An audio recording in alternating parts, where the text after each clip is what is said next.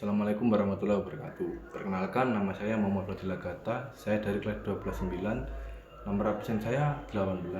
Baik, saya akan menjawab pertanyaan dari tugas sejarah yang nomor 1, yaitu analisislah bagaimana konsep stabilitas politik dan keamanan yang dijalankan oleh pemerintah Orde Baru pengaruh terhadap perkembangan demokrasi di Indonesia. Yang kedua yaitu evaluasilah keberhasilan dan kegagalan model pembangunan era Orde Baru dengan menggunakan perspektif kesenjangan sosial dan ketergantungan ekonomi. Yang ketiga, jelaskan bagaimana kebijakan depolitisasi masyarakat pada masa Orde Baru membentuk karakter generasi yang hidup pada masa tersebut. Yang nomor 1 yaitu jawabannya stabilitas politik dan dampaknya terhadap demokrasi atau masa Orde Baru setelah peristiwa Gerakan 30 September atau G30S 1965. Kondisi Indonesia sangat kacau, ekonomi hancur, inflasi sangat tinggi, dan keamanan tidak stabil.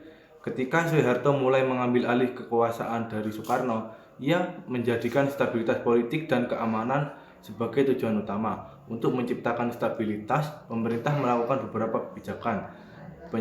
Penyederhanaan partai politik 1973, partai digabung menjadi hanya 3, yaitu yang pertama PPPP, yang kedua PDI, yang ketiga Golkar.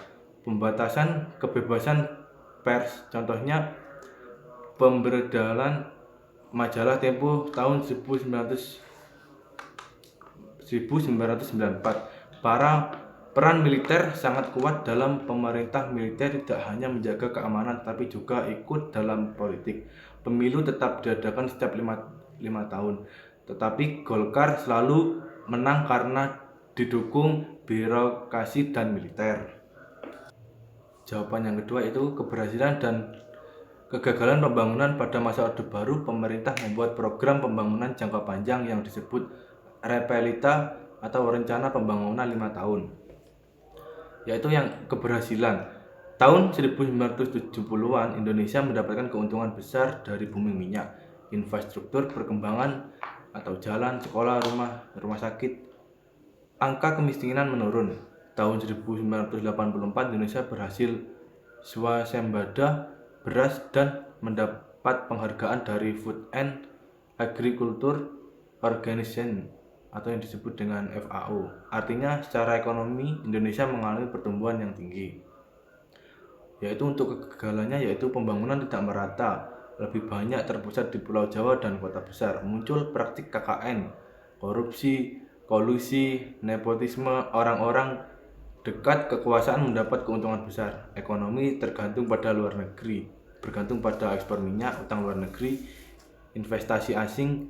Ketika terjadi krisis moneter Asia 1997, nilai rupiah jatuh dan ekonomi Indonesia runtuh. Ini membuktikan ekonomi Indonesia belum kuat dan belum mandiri.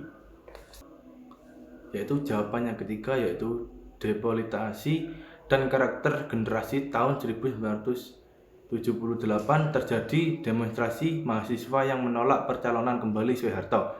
Setelah itu pemerintah membuat kebijakan NKK atau BKK 1978, membatasi aktivitas politik di kampus, penataran P4 pendidikan tentang penghayatan dan pengalaman Pancasila.